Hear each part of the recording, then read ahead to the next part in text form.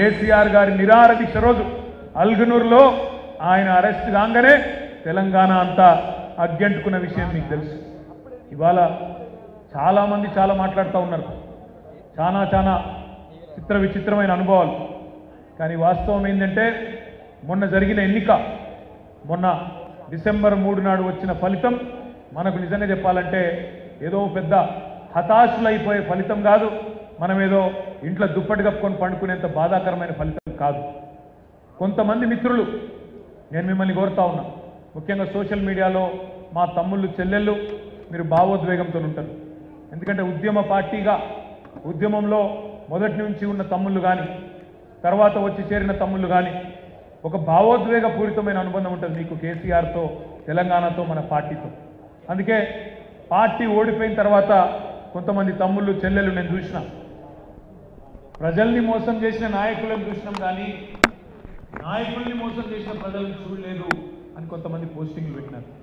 నేను మిమ్మల్ని వేడుకుంటున్నా, చేతులు జోడించి విజ్ఞప్తి చేస్తా ఉన్నా, ఇట్లాంటి భావోద్వేగపూరితమైన మాటలు ప్రజల్ని కించపరిచే విధంగా మాట్లాడడం అనేది సబబు కాదు, మంచిది కాదు. ఎందుకంటే అదే ప్రజలు మనకు అండగా నిలబడ్డది, అదే ప్రజలు తెలంగాణ ఉద్యమంలో ఏమీ లేని నాడు 2001లో కేసీఆర్ బయలుదేరిన నాడు మజిల్ పవర్ లేదు, మనీ పవర్ లేదు, మీడియా పవర్ లేదు, ప్రత్యర్థులకు కొదవ లేదు, ఏమీ లేని నాడు కూడా కేసీఆర్ను నెత్తిన పెట్టుకున్నది, గుండెల్లో పెట్టుకున్నది అదే ప్రజలు, నడిపించింది అదే ప్రజలు, మర్చిపోవద్దు. 2014లో అధికారం ఇచ్చింది అదే ప్రజలు, 18లో అధికారం ఇచ్చింది అదే తెలంగాణ ప్రజలు. కాబట్టి ఒక్క చిన్న ఎన్నికలో ఒక్కసారి 1.85% తేడాతోని మన మీద చిన్నపాటి అలక చూపెడితే దానికి ప్రజలను నిందించడం సోషల్ మీడియాలో మంచిది కాదు. దయచేసి ఎవరు కూడా పని చేయవద్దని, తెలంగాణ ప్రజల మనసు తిరిగి మళ్ళెట్లా గెలుచుకుందాం, లోక్సభలో మళ్ళెట్లా జెండా పాతుదాం, మళ్ళెట్లా గులాబీ జెండా ఎగిరేద్దాం అనే దిశగా ఆలోచన చేద్దాం తప్ప పొరపాటున కూడా ఏ ఒక్కరు కూడా ప్రజలను నిందించే విధంగా, ప్రజల తీర్పును అవమానించే విధంగా మాట్లాడవద్దని నా విజ్ఞప్తి. మన నాయకుడు కేసీఆర్ గారు ఒక్కటే మాట చెప్తాడు, గెలుపుతోని పొంగిపోవద్దు, ఓడిపోతే కుంగిపోవద్దు. కేసీఆర్ గారు ఉద్యమం ప్రారంభమైన కొత్తలో రసమై బాలచంద్ర గారితో కలిసి ఇంకా చాలామంది కవులు, గోరేటి కన్నా, వరంగల్ సీను అట్లాంటి వాళ్ళందరితో కూర్చొని పాటలు రాసేది. అందులో ఒక అద్భుతమైన పాట రాసేది, సిపాయిల తిరుగుబాటు విఫలమయ్యిందని అనుకుంటే వచ్చేదా దేశానికి స్వాతంత్రం. అంటే 1857లో ఆనాడు మొట్టమొదటిసారి భారతదేశ ప్రజలు బ్రిటిష్ వాళ్ళ మీద మరలబడితే బ్రిటిష్ వాళ్ళు కర్కశంగా తొక్కి పారేసింది. దాన్ని సిపాయిల తిరుగుబాటు అంటారు.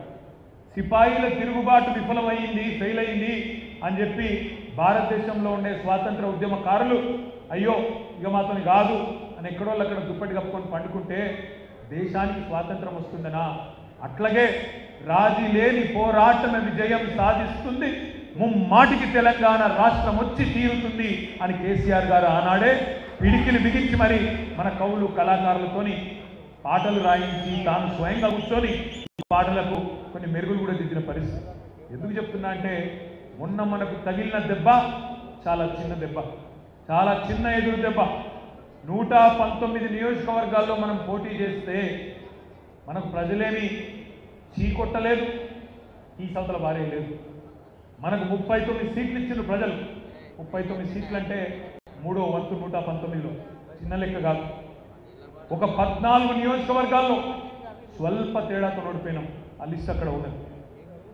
జుక్కల్లో 1152 ఓట్లు, దేవరఖద్రలో 1382 ఓట్లు, సిర్పూర్లో 3000 ఓట్లు, బోధన్లో 3000 ఓట్లు, ఖానాపూర్లో 4289. అంటే ఒక్కసారి ఆలోచించుండ్రి, 600 ఓట్లు అటు ఇటు అయితే జుక్కలు గెలిచిపోదు. దేవరకద్రలో 700 ఓట్లు అటు ఇటు అయితే మనం గెలుద్దుము.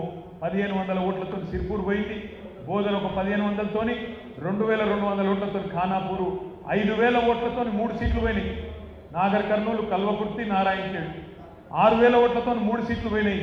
ఆదిలాబాద్, తాండూరు, కామారెడ్డి 3 సీట్లు 7000 ఓట్లతో పోయినాయి.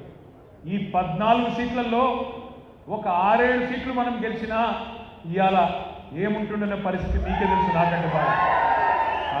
జరిగిందేదో పెద్ద గొప్ప ఊహించలేని బాధపడి ఇంట్లో వండుకునేంత దరిద్రమైన ఓటమేం కాదు. అంత దూరం ఎందుకు, మన కరీంనగర్ సంగతే తీసుకుందాం. ఉమ్మడి కరీంనగర్ జిల్లాలో ఎవరెవరు ఎట్లా గెలిచిందో ఒక్కసారి ఆలోచన చేయండి. పక్కనే ఉంటుంది ధర్మపురి నియోజకవర్గం. అక్కడ ధర్మపురిలో మన కొప్పుల ఈశ్వర్ మంత్రి గారు వారు ఓడిపోయినారు. ఎందుకు ఓడిపోయినారు, ఎట్లా ఓడిపోయినారు? మా తమ్ముడు జమీల్ గారు, ఎక్కడున్నాడు జమీల్? జమీల్ బైక్ ఆయన కొత్తపల్లికి జమీల్ బయట ఉన్నాడు. జమీల్ ఒక మాట అన్నాడు కరీంనగర్ పార్లమెంట్ సమీక్షా సమావేశంలో. ఒక మాట అన్నాడు, అన్నా భారతదేశం భావోద్వేగాల మీద ఓటేస్తుందన్నా అన్నాడు. భారతదేశము భావోద్వేగాల మీద ఓటేస్తుందన్నా, ఇమోషన్ మీద నడుస్తుందన్నా అన్నాడు. అంటే ఏంది ఆయన ఉద్దేశం? మన దేశంలో కొద్దిగా ఇమోషనల్ దేశము, ప్రజలు ఉద్వేగాన్ని, భావాన్ని, బాధను పంచుకుంటారు అన్నాడు. గదే జరిగింది కరీంనగర్ ఉమ్మడి జిల్లాలో. ధర్మపురిలో లక్ష్మణ్ గారు ఇప్పుడు గెలిచిన ఎమ్మెల్యే అది వరకు 4 సార్లు ఓడిపోయింది. ఇంటింటికి తిరిగిండు ఏడ్చుకుంటా, అయ్యో నేను ఓడిపోయినా, రోడ్డు మీద పడతా, నేను ఇక మిగిలిన బతుక అన్న కాడి. చొప్పదండిలో ఏం జరిగింది? అక్కడ గెలిచిన శాసనసభ్యుడు గతంలో 2 సార్లు ఓడిపోయింది. ఆయన కూడా ఇంటింటికి తిరిగి ఏడ్చుకుంటా, ఇక నేను బతుకా, ఇక నాతో కాదు, ఆస్తులను నమ్ముకున్నా, అవుట్ అయిపోయినా, దయచేసి నాకు ఒక్క తాపు ఓటేయండి అని ఆయన తిరిగింది. మానకొండూరులో 4 సార్లు ఓడిపోయింది ఆయన, కవ్వంపల్లి సత్యనారాయణ గారు. ఆయన అట్లే తిరిగిండు, అయ్యో ఈ ఒక్కసారి నాకు అవకాశం ఇయ్యండి, దండం పెడతా. నేను చెప్పేది వాస్తవమేనా? వేములవాడలో 4 సార్లు ఓడిపోయింది ఆయన మన చేతుల్లో, ఇప్పుడున్న ఎమ్మెల్యే గారు. ఆయన కూడా అట్లే తిరిగిండు, అన్నా దండం పెడతానే, నేను మీ ఓన్నే, మీరు ఒక్కసారి నాకు అవకాశం ఇయ్యండి, 4 సార్లు ఓడిపోయినా, 5ఓసారి కూడా ఓడిపోతే అడ్రస్ లేకుండా పోతాను ఆయన తిరిగిండు. సిరిసిల్లలో కూడా నా మీద పోటీ చేసిన ఆయన అదే ప్రయత్నం, నాకు 65 ఏళ్ళు వచ్చినాయి, వచ్చేసారి ఉంటానో వస్తానో, ఒక్కసారికి అవకాశం ఇయ్యండి ఆయన. ఎక్కడికక్కడ సెంటిమెంట్తోనే బ్రహ్మాండంగా వాళ్ళు గెలిచింది తప్ప ఇంకోటి కానే కాదు. ఈ మాట నేను ఎందుకంటున్నా అంటే వేరే ఉద్దేశం కాదు.